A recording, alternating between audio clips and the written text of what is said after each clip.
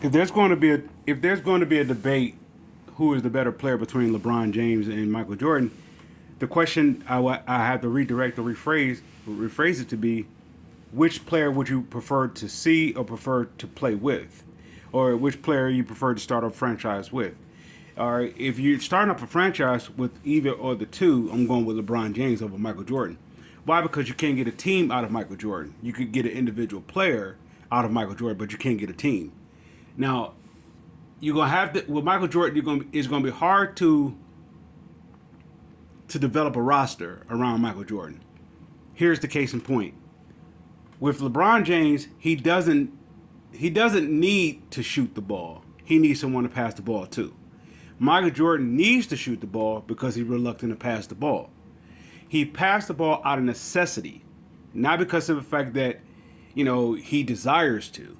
His game is not oriented like that because he's not oriented like that. So the question becomes, who would you like to play with, or who would you like to watch play?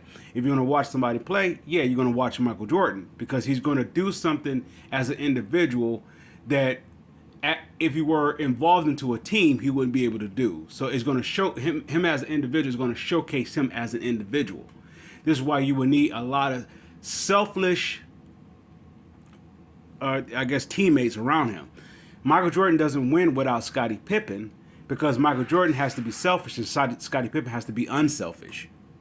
Same thing goes with Horace Grant. Same thing goes with all his other teammates. That's the reason why he can comment or tear them down, so to speak, or be so, I guess you want to say a tyrant, if you will, because of the fact that his game is predicated on him. He doesn't make the best. He doesn't complete the best team. Let's say, for example, what made the USA team so if that's the best team assembled, what made the USA team so great? You take Michael Jordan off of that team, they'll be great. They still will be great. Now, is Michael Jordan a showcase piece? Yeah, he's a showcase piece because he's an individual piece who constantly showcases himself. That's the difference.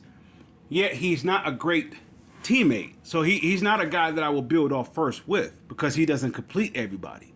He doesn't. Does he have the capabilities to do so? Yeah, but he's solely about himself. So if the debate is who's the better player, I'm going to say LeBron James because LeBron James makes everybody around him better. Michael Jordan doesn't. A lot of players got better because they was afraid of him to some degree, or they was intimidated by him to some degree. The players that was intimidated by him, Michael Jordan lost to. Okay, when he went against the Pistons, when they wasn't intimidated by him, they lost. He lost. Larry Bird, he lost. Magic and Kareem, he lost. Now, when it comes, even Elijah and Moses, he lost. I mean, Dr. J and that whole group with Moses Malone, he lost. What I'm saying is, Michael Jordan only could win when he has the advantage because he plays bully ball.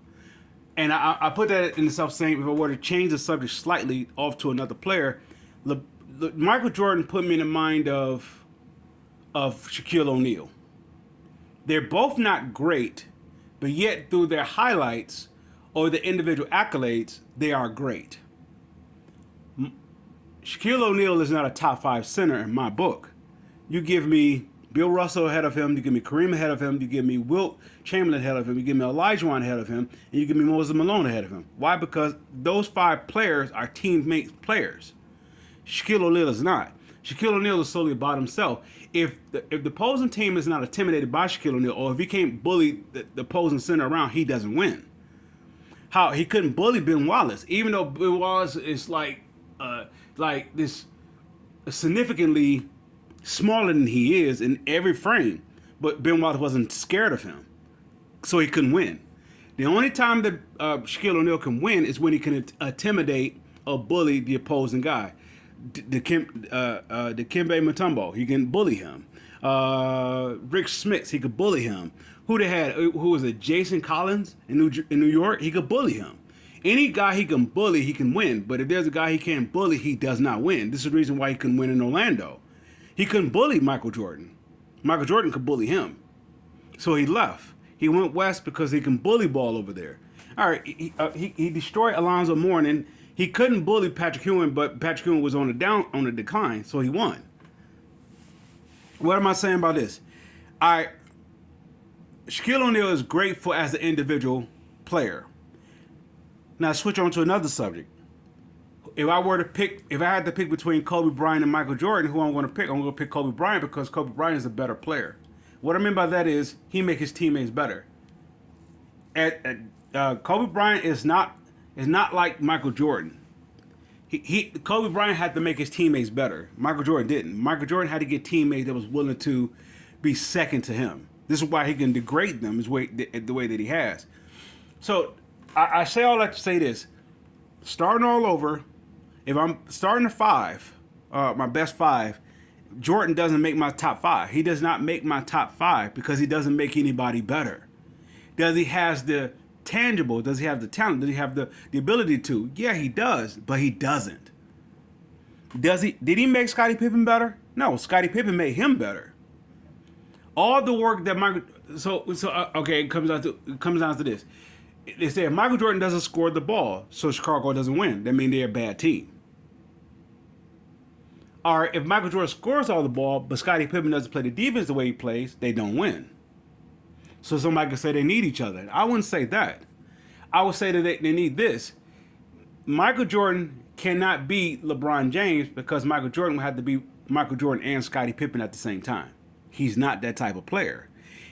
What I mean by that, he has to be selfish and unselfish at the same time. He has to be able to pick his spots, if you will.